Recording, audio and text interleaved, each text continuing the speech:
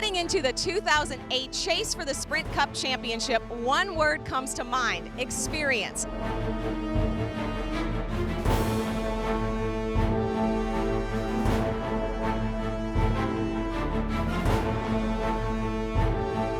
NASCAR's four powerhouse organizations, Hendrick, Joe Gibbs, Roush Fenway, and Richard Childress, swept the Chase nominations, each organization putting 3 drivers in the title hunt.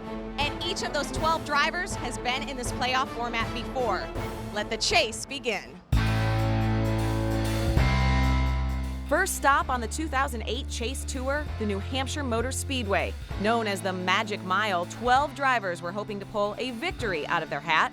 Jeff Burton has done it before. He led the most laps en route to victory, all 300, back in 2000. He's also won after leading the least amount of laps, 2 in 1999. Last year, Clint Boyer made magic happen when he won his first career Sprint Cup race and made a huge statement to start off the chase. This year, Kyle Busch would start on the pole, followed by the other Chase drivers. Starting up front is huge, as over half of the track's races have been won from starting positions within the top 10.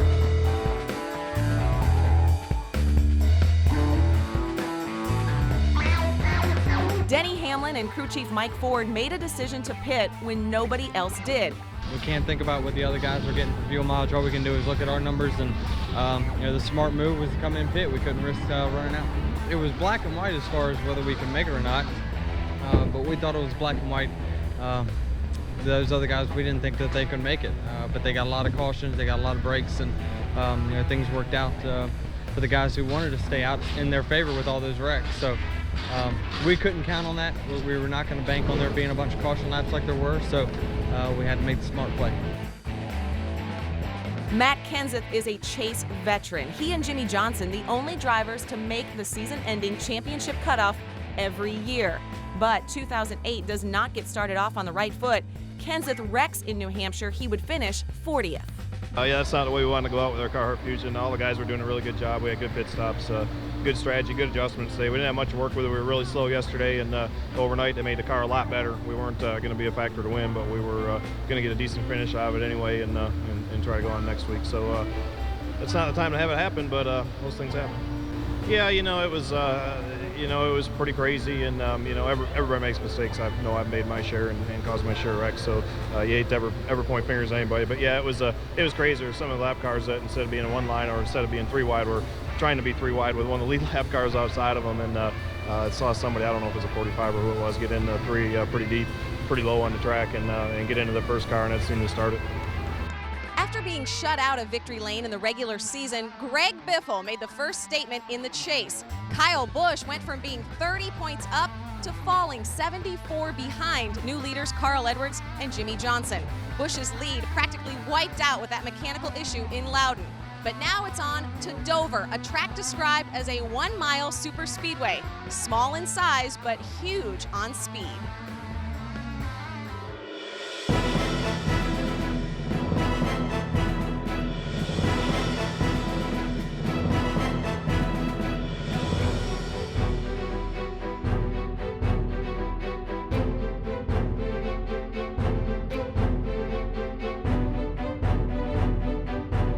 Kyle Busch is the most recent winner at this track, claiming the victory at Dover in June. The 18 team needing a lift after mechanical trouble in Loudon the week before. But instead of a lift, Kyle's championship quest stalls, quite literally. Engine failure for the 18, and a last place finish would drop the former points leader all the way to the bottom of the chase and leave him 210 points behind with 8 races to go. I don't know what happened to the motor, just something inside broke, and I guess it wasn't too terminal to where they're looking at it to see if they can fix it. Team that was on top of the world coming into the chase. Yeah, they were bulletproof through much of the regular season. Now they finished 34th at New Hampshire and may have an abysmal finish today. It's easy for things to happen. It's, people act like you can ride around and finish 10th. It's hard to finish 10th, and then anything at all that goes wrong, you finish way back. So, they're a really good race team, and stuff happens. It can happen to anybody, anytime. The last few laps were wild and wonderful for team owner Jack Roush as he watched 3 of his cars, the 3 in the chase, battle for the win.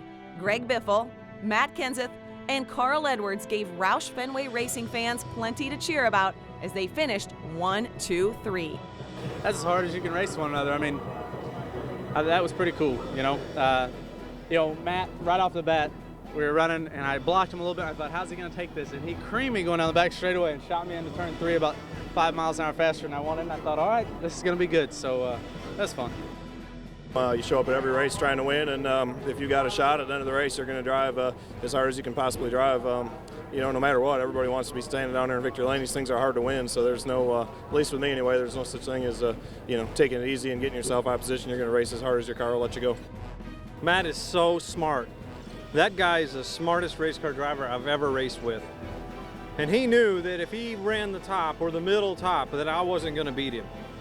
And I got a run with him down the backstretch, and I was side by side going into 3, and he held me down over there, and I had to get out of the gas, and I lost 10 car lengths, and I had to come back. I knew the only way to beat him was going to be on the top.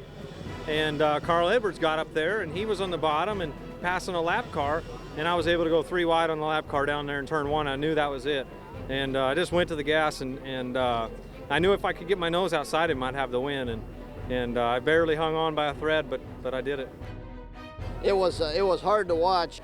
Sooner or later, we're going to have 2 or 3 of our cars get tangled up in one of these last final lap dashes. And I thought today was going to be the day, and I was just saying, okay, here it comes. Today's going to be the day.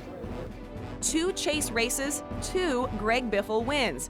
And bad news for the rest of the field as the next race, Kansas, is where Biffle is the defending winner.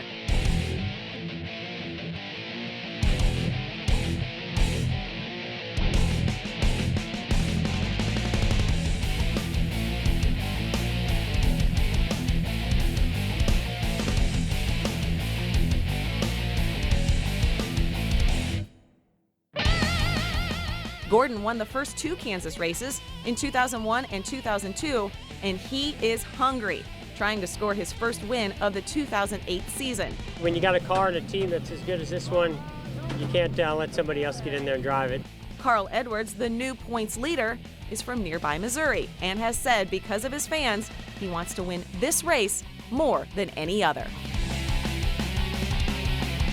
Carl Edwards tried a slingshot move he learned from a video game. It works on PlayStation, but not on track at Kansas. Edwards bounced off the wall and fell back to second at the finish as Jimmy Johnson slid right on by to take the win. Here comes Jimmy Johnson. He's in the wall. Here comes Jimmy. I was going down the back straightaway thinking about my options, and that was the best thing I could come up with. The only thing I didn't want to do is go in there and not drive it in deep enough and door him or catch my right rear fender on his left front. And after seeing the replay, I cleared him by plenty. And I knew I was going to hit the fence, but I figured it wouldn't slow me down that much if I kept my leg in it. I thought I had him covered, and then with 2 to go, my lead was gone and he was all over me. And he went for a bonsai pass down in 3 and 4. And if that wall wasn't there, I think it'd still be going off the end of the racetrack down there. But just great hard racing.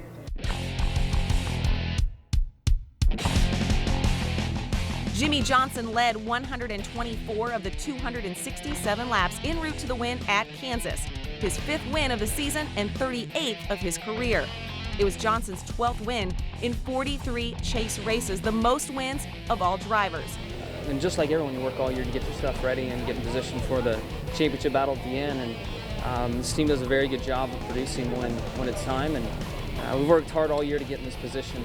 I wish we could say we timed it this way, but we've just been at 100% working our guts out, and it's all come together at the right time.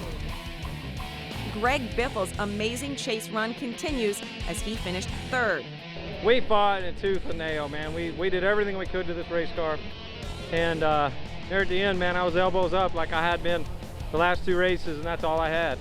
3rd place. The chaser with the most trouble, though, was Tony Stewart, who spun through the grass, tore up the splitter, and was forced to pit under green to fix it.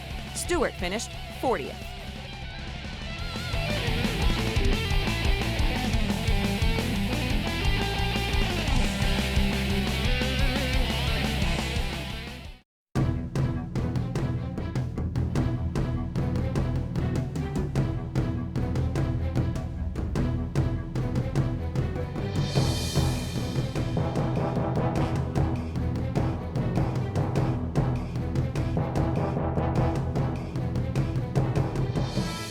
At Talladega, you will hear drivers talk about avoiding the big one, referring to multi-car pileups that are nearly inevitable due to the field racing in such tight packs.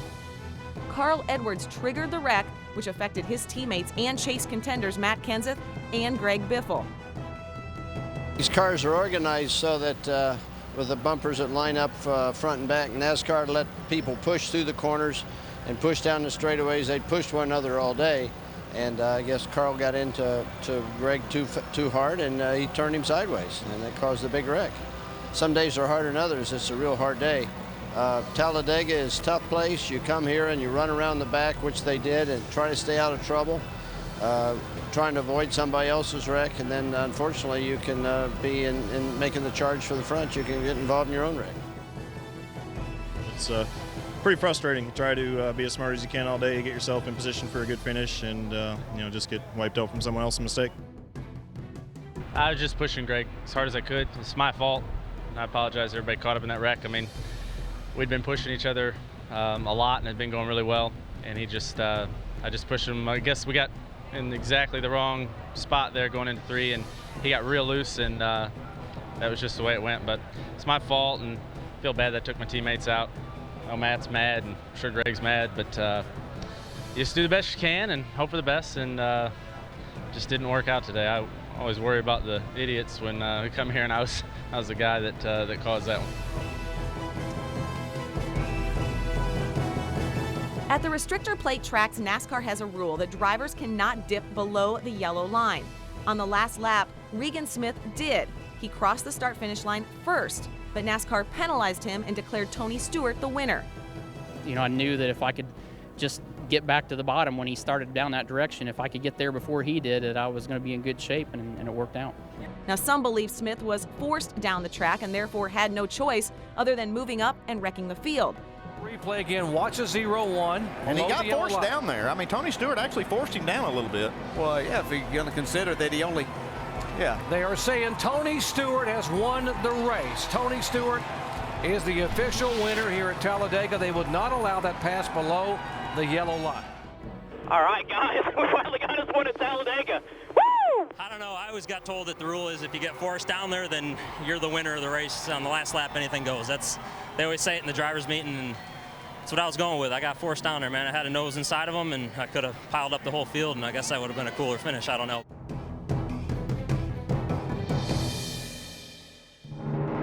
The only night race in the chase takes place in NASCAR's backyard.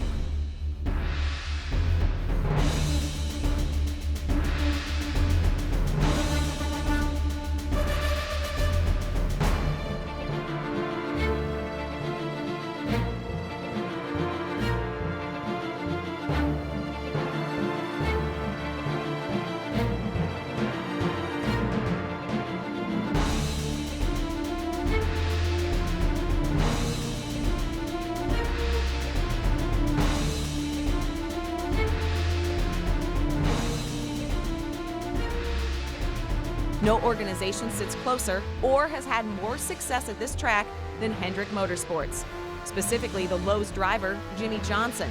Johnson has won 5 times at this track. He comes into this one as the points leader.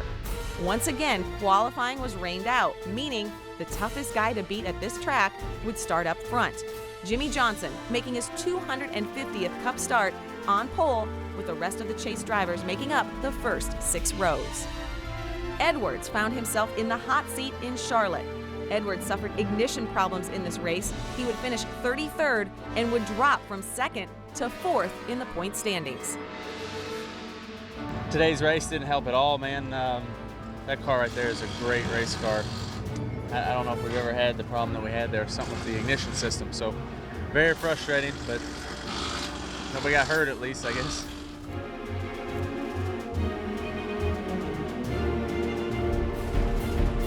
Jeff Burton takes his first win in the chase, his 2nd of the season.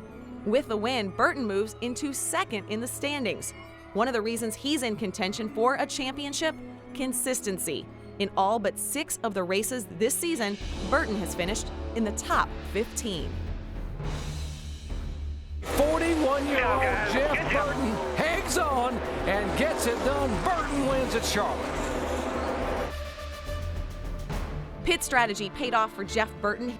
His team did not take tires on his final stop. Way to go, money maker. Whoever made that call on the tires, that's pretty cool. that was an awesome call. Even so, he was able to hold off a late run by Casey Kane. He's going to make a race out of this.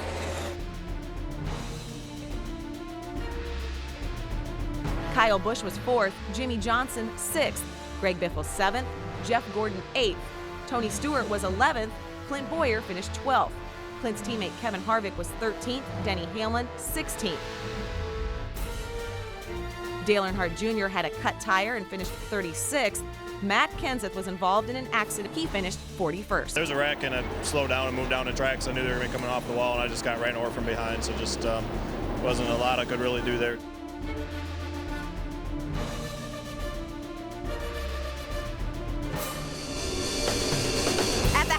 Point of the 2008 chase, the trophy is still up for grabs. Greg Biffle was the hot horse early, winning the first 2 chase races. Jimmy Johnson won at Kansas, Jeff Burton at Lowe's Motor Speedway. With those trips to victory lane, those 3 drivers have put themselves in position for the best shot at the championship ticket. Johnson, Burton, and Biffle start off the second half of the chase with less than 100 points between them. From a 1.5 mile track the week before to just over a half mile in Martinsville. Down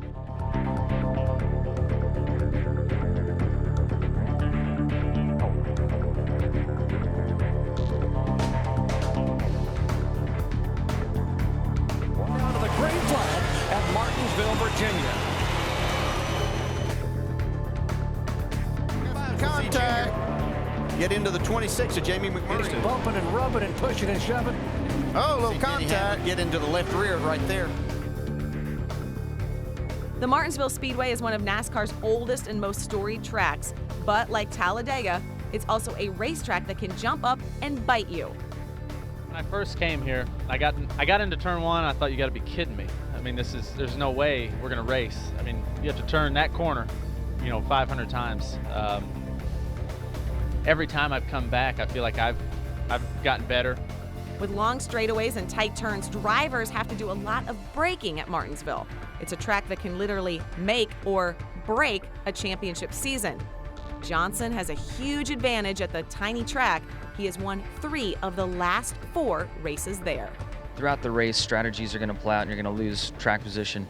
So to have that kind of fallback routine or fallback pit stall pick that we have it being number 1 there, it's going to make life a lot easier for us. After the big one in Talladega and ignition failure at Lowe's, Carl Edwards gets back on track at the tiny track in Virginia. Well, it's just like Jack said before the race, we just have to maintain the circle and hope for some great performances in these next few races, and that's what we did today. I mean, my guys did an awesome job. I never run this well here.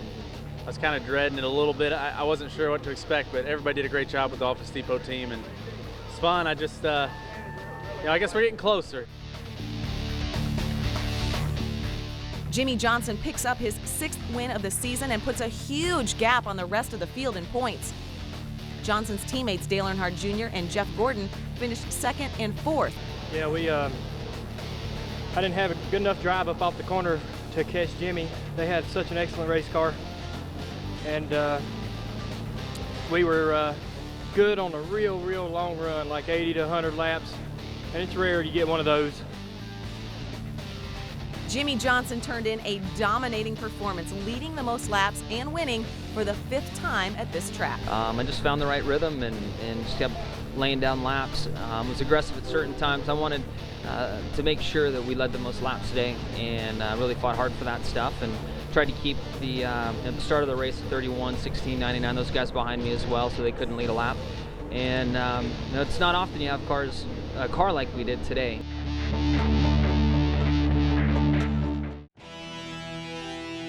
Known for its high speeds, Atlanta is a track that nearly all of the drivers love.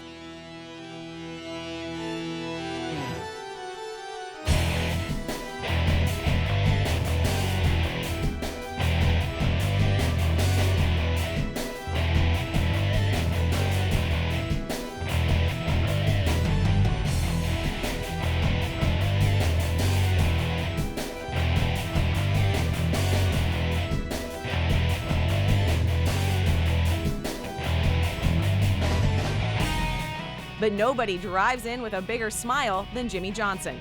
His win the previous week in Martinsville gave him a 149-point insurance policy with 4 races to go. Now, another reason drivers love this track is because it has multiple grooves, meaning a driver can choose different lines on the track to make his car handle better. For now, it's Johnson who has a handle on this championship chase. Atlanta's 11th place was actually one of Dale Earnhardt Jr.'s better finishes in the chase. Thank goodness for short tracks. Besides a 2nd the week before at Martinsville and a 5th at Loudon, Dale Jr. hadn't even cracked the top 10. Opportunity knocks for the chase drivers on lap 89 when Jimmie Johnson gets caught speeding on pit road. He has to serve a pass-through penalty, which puts him a lap down. This could be a huge opportunity for the guys chasing him in points: Greg Biffle, Carl Edwards, and Jeff Burton.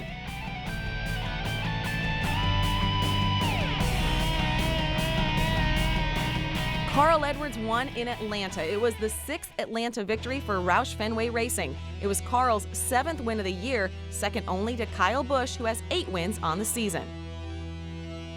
Carl Edwards wins the 14th race of his career, but he barely made up any ground on Jimmie Johnson, as Johnson raced to 2nd. The 5th place car that he's going to go by before he gets to turn 1. I don't think he's finished. Unbelievable. Jimmie Johnson, those guys they're unreal at the comebacks, you know. I don't know how many times in even my short career I've looked at that inside line, you know, the lap down cars, Jimmy's in there and, you know, halfway through the race, and all of a sudden somehow he's fighting for the win at the end. So it's tough. I thought they were kidding it after the race. They said, you know, what do you think about Jimmie finishing 2nd? It's like, there's no way he finished 2nd. Denny Hamlin finished 3rd, his first top 5 finish in 7 races at Atlanta. Matt Kenseth and Kyle Busch were also in the top 5. Clint Boyer ended a 9-race streak of top 15 finishes with a 20th place finish at Atlanta. Brilliant, and it was all celebration at the end. Jimmy, was that the best your car had been this entire race? We had segments where it was better, but having new tires versus those other guys, that was just a great call. I mean, a risky call, and you know, it just shows that Chad's out there racing. He's not trying to ride around and you know, just get points. He's out there trying to earn them, and he called me in for tires and told me to put my cape on, and off we went.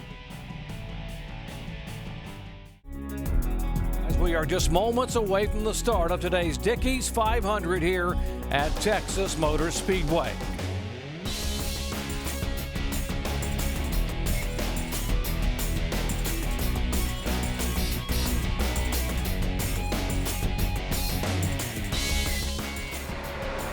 Despite winning the race in Atlanta the week before, Carl Edwards had to watch any points he could have gained get gobbled up by Jimmie Johnson's late race run to 2nd.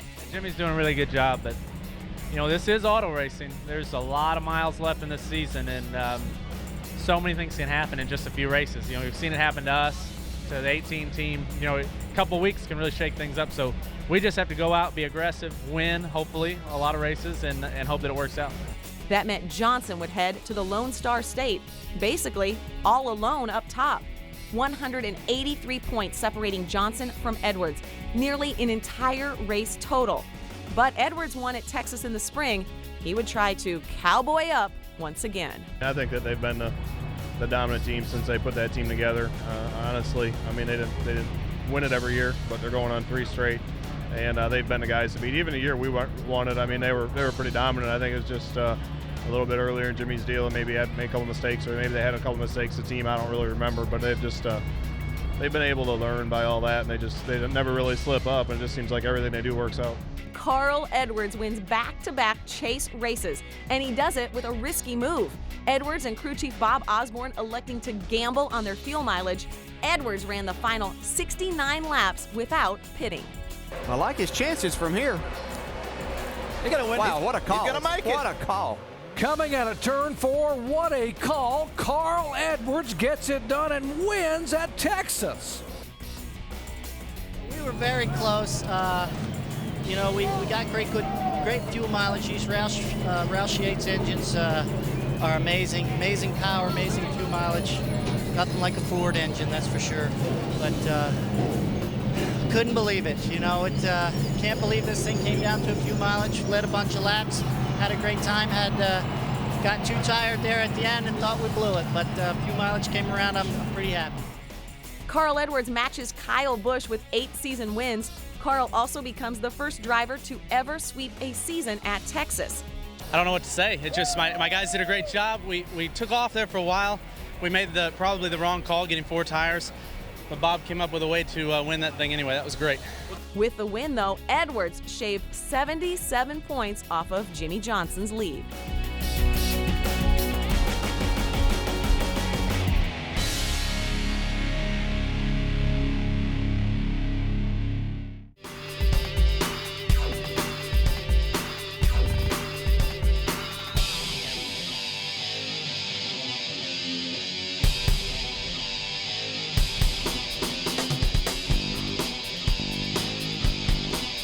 The championship picture, which used to be so crystal clear for Jimmy Johnson, suddenly has a haze as the series heads to the desert. Johnson's points lead went from 183 to just 106.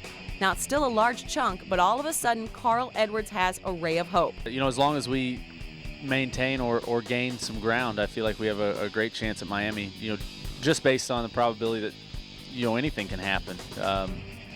You know, if we run well enough, we could, you know, and we could, theoretically, we could run down Jimmy and still have a chance to beat him without anything going wrong, you know, with their car or their race. But, you know, when you add in the variables that could go wrong, I think that as long as we're within 130 or 40 points at Homestead, you know, we're still mathematically in it.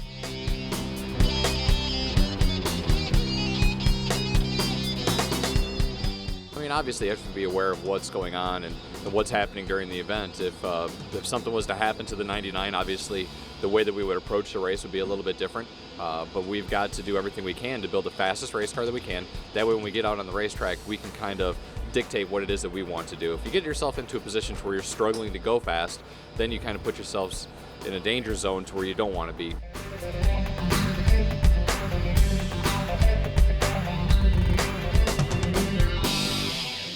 Jimmy Johnson certainly quenched his thirst in the desert, dominating the Phoenix race. It was Johnson's 7th win of the 2008 season. And Jimmy Johnson wins for the 7th time this year.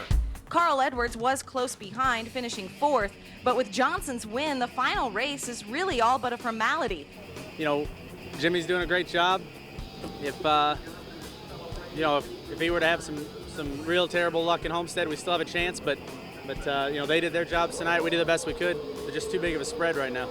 Consistency has been Johnson's trump card. He has finished in the top 15 in all 9 chase races, the only driver to do so. I mean, Carl was in 4th, and I wanted to get points on him going into Homestead, so those guys have been amazing in the chase, and to look at what Carl and Bob Osborne have done together, they're making us work really, really hard for things, and you know, we've got a great points lead going to Homestead, and hopefully manage to have a good, smooth race and get this thing behind us. But today was a great day. I mean, we lost a lot of points to those guys in Texas last weekend and sat on that all week, frustrated about a mistake that we made that got us behind. And today, you know, we came out ready to go and ready to lead laps and win.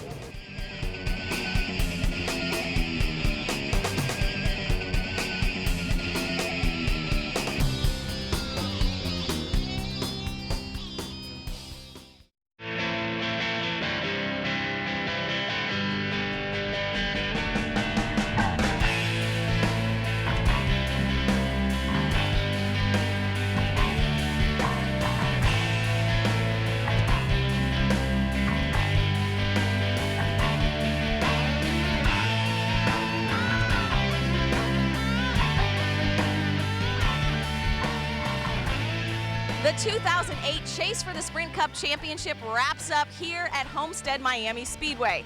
And just like last year, Jimmy Johnson drives in as the man to beat. Now with his win last week at Phoenix, he's made it possible but not probable for Carl Edwards to catch him. The better chance we can have, the better pit stall selection we can have, the more traffic that he's in, all those things add up to a better chance for us to, you know, make the Cinderella story happen and come back from nowhere and win this thing. Edwards is the only one mathematically able to do so, but if Johnson finishes 36th or better, he will win his 3rd consecutive Sprint Cup championship.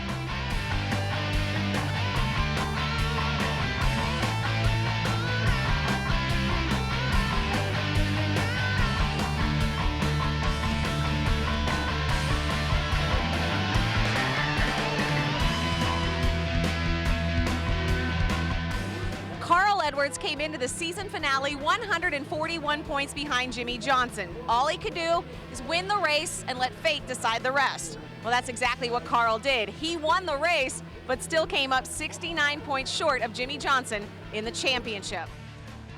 Jimmy Johnson makes history as a 3-time consecutive NASCAR Sprint Cup champion.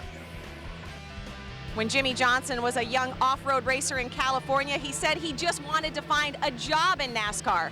Well, his job and future are very secure as he joins Cale Yarborough, the only 3-time consecutive NASCAR champions. Today, Jimmy Johnson rewrites history and sets a new standard in the sport.